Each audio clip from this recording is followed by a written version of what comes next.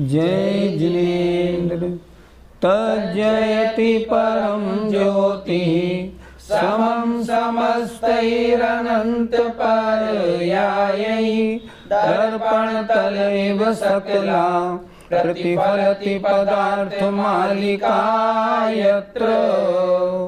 पंच परमेष्टि भगवान की जय हो। अभी तक प्रकरण था देवताओं के लिए हिंसा न करो। अब एक नया प्रकरण आचार्य शुरू कर रहे हैं।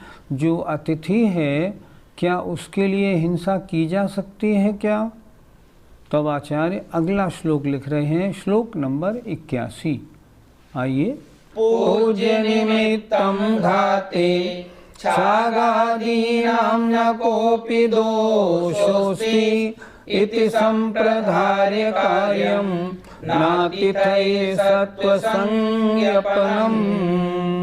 पूज्य निमित्तम, जो अपने पूज्य हैं, आदरणीय हैं, सम्माननीय हैं, उनके लिए घाते मारने में छाग आदि नाम बकरे आदिकों का कोई भी दोष नहीं है।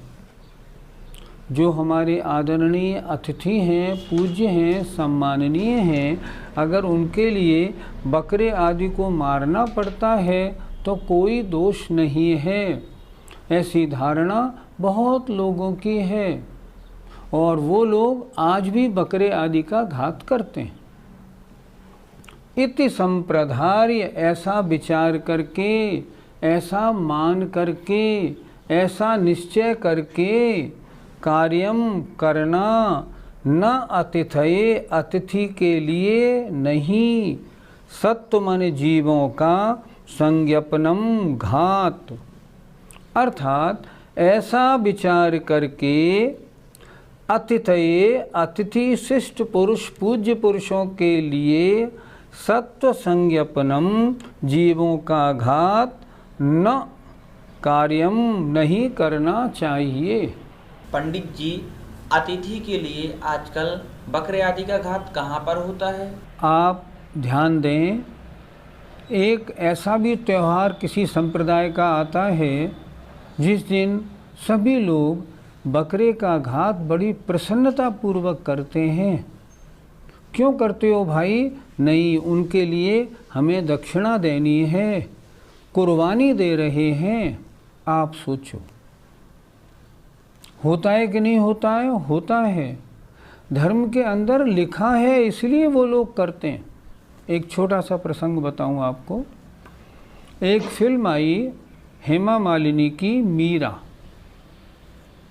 जब वो मीरा राणा जी के साथ शादी करके और महल में आ गई तो महल में आने पर भोज होता है, तो ब्रह्म भोज हुआ।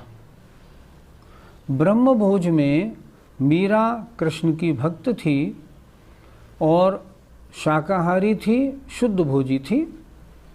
वो ऊपर से देख रही थी क्या तैयारियां हो रही हैं।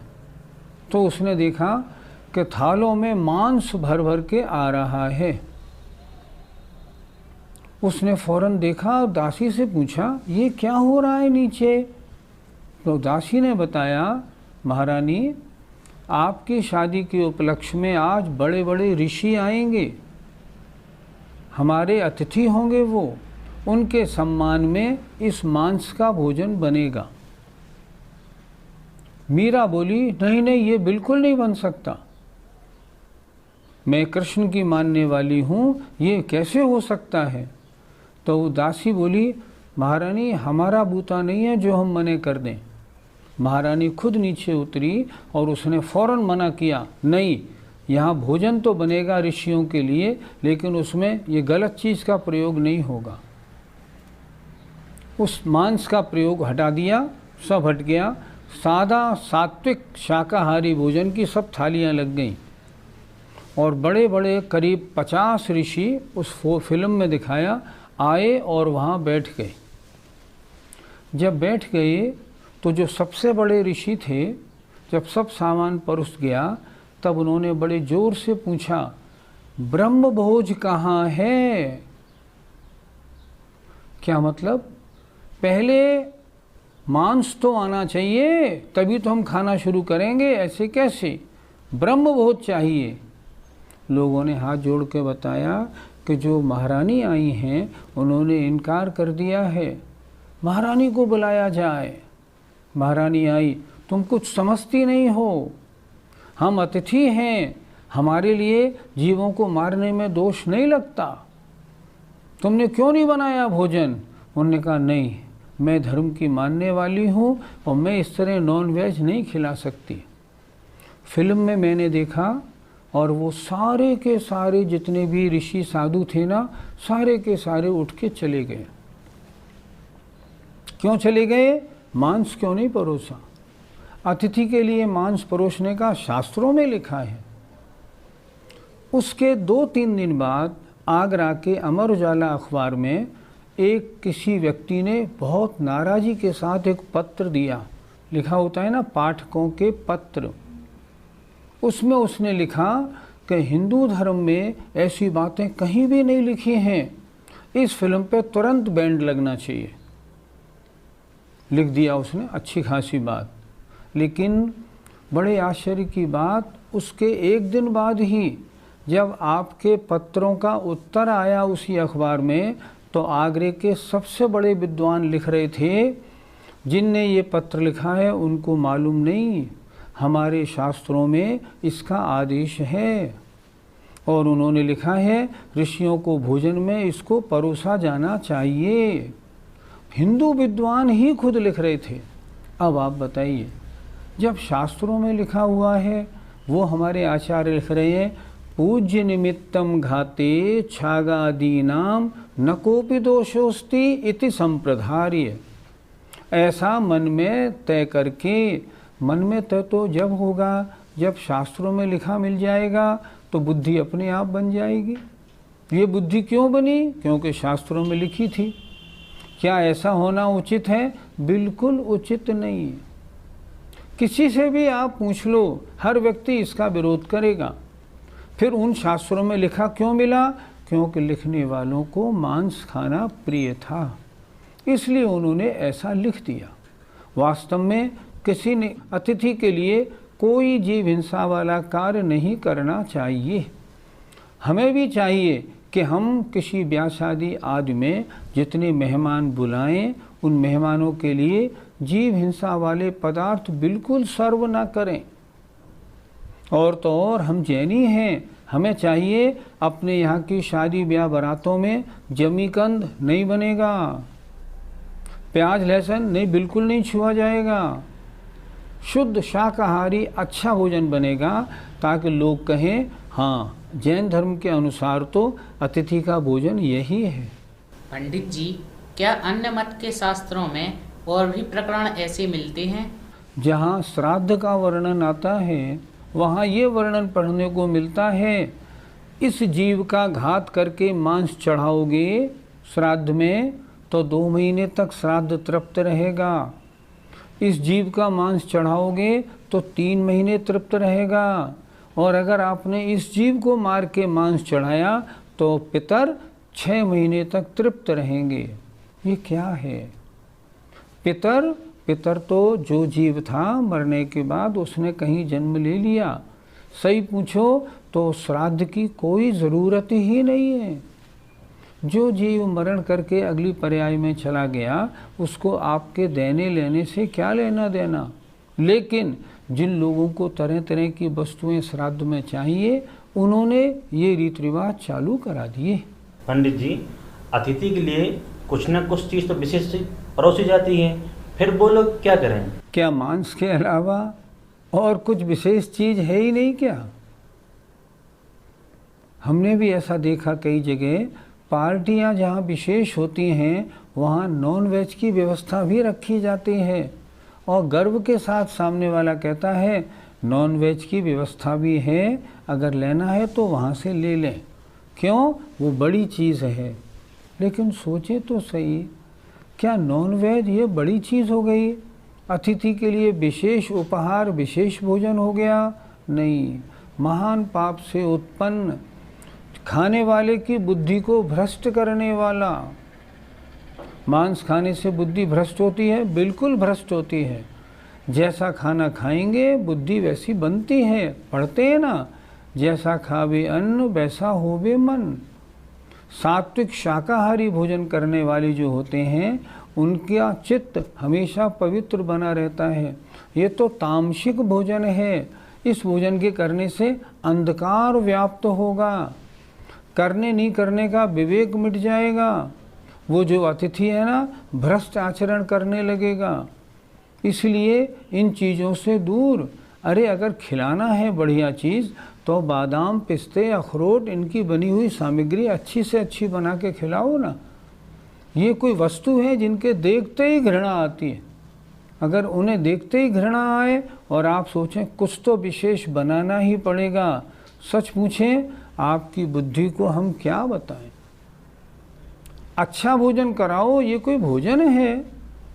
इसलिए ऐसा नहीं, कोई भी आदरणीय अतिथि वगैरह आए उनको शुद्ध सात्विक भोजन कराना चाहिए। इस तरह का भोजन नहीं, महान पाप का कारण है ये भोजन। तो इसलिए सात्विक आहार अतिथि को देना चाहिए। पंडित जी, क्या जीव हिंसा करने से पर्यावरण भी खराब होता है? पर्यावरण के जो एक्सपर्ट्स हैं उनके कई लेख मैंने पढ़े और कई लेख मेरे पास रखे भी हैं। उन्होंने स्पष्ट लिखा है जहाँ जीव हिंसा है वहाँ पर्यावरण खराब होता है। जहाँ जहाँ कट्टी खाने आदि होते हैं वहाँ का पर्यावरण सबसे ज़्यादा खराब होता है। ये जीव हिंसा से सारा वातावरण खराब तो होना ही है। अधर्म से कोई वातावरण अच्छा हो जाएगा? कभी भी नहीं होगा। इसलिए किसी भी दृष्टि से जीवों को मारना उचित नहीं कहा जा सकता। मांस खाने वाले तरह तरह के कुतर्क भी करते हैं। क्या कहते हैं? सुनो, तुमने लौकी खाई, इस एक लौकी में कितने जीव? हमने क्या असंख्यात। तुमने असंख्यात जीव मारे, हमने तो एक ही जीव, बड़े जीव को मारा, तो तुम अच्छे कि हम अच्छे? ऐसे तर्क करते हैं कुतर्क, सामने वाले की बुद्धि हिल जाए। इसीलिए आचार्य ने पहले लिखा था, अन्य अज्ञानी कुधर्मियों की बातें सुन के धर्म से हिल मत जाना, मजबूत बने रहना। आइए प्रसंग देखें। बहुसत्व घात जनिता दशनाद्वरमेक सत्व घातोत्थम इत्याकलय्य कार्यम नमः सत्वस्य हिंसनम जातो। वे जीव क्या कहते हैं? आपने मटर की सब्जी बनाई, हर मटर में जीव हैं कि नहीं? हाँ हैं। तो कितने जीव मारे इस सब्जी में? हमने तो एक बड़े जीव को मार दिया। हम अच्छे कि तुम अच्छे? आचार्य क्या लिख रहे हैं उत्तर में देखें।